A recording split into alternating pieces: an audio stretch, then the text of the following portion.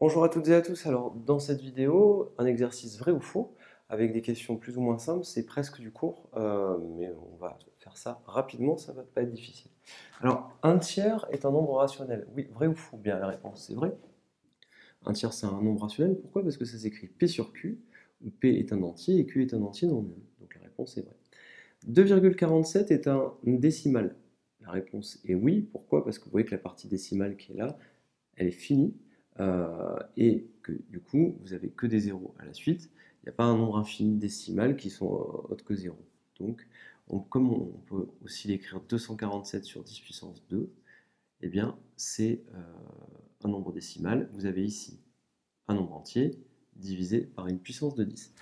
Vraiment, ce qu'il faut savoir, c'est que un nombre est décimal quand vous pouvez l'écrire 2,47 et qu'il n'y a plus que des zéros à l'infini après le 2, d'accord.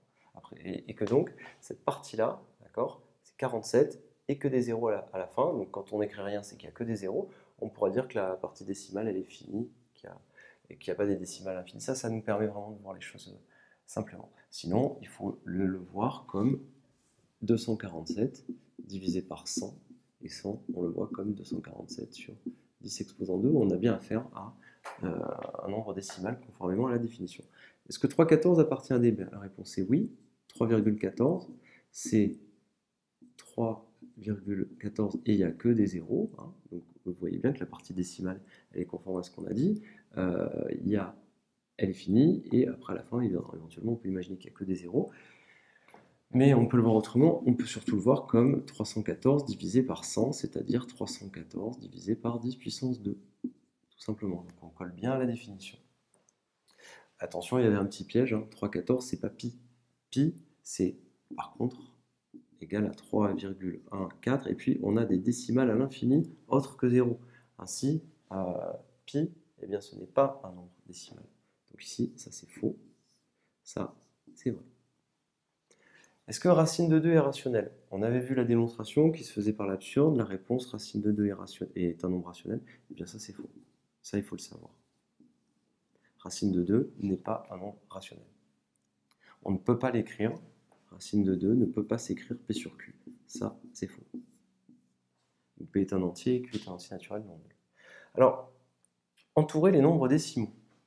Est-ce que ici on a des nombres décimaux? Alors un tiers, on l'a vu dans le cours, un tiers ce n'est pas un nombre décimal, donc lui n'est pas décimal.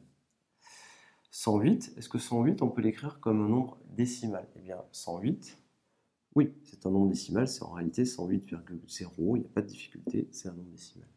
12,4 aussi.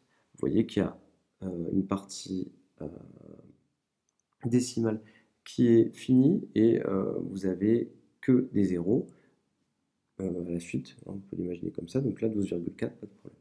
Pi, ce n'est pas un nombre décimal. Pourquoi? Parce qu'on a 3,14 avec des décimales à l'infini autres que 0. Pi sur 10 puissance 3, non plus. Pourquoi? Parce que pi qui est là n'appartient pas aux entiers. Ici, la valeur qui est là doit être un entier, donc c'est pas possible. Et 1,744, ben oui, c'est un nombre décimal parce qu'on peut l'écrire 1744 divisé par 10 exposant 3. On décale la virgule de 3 rangs vers la gauche.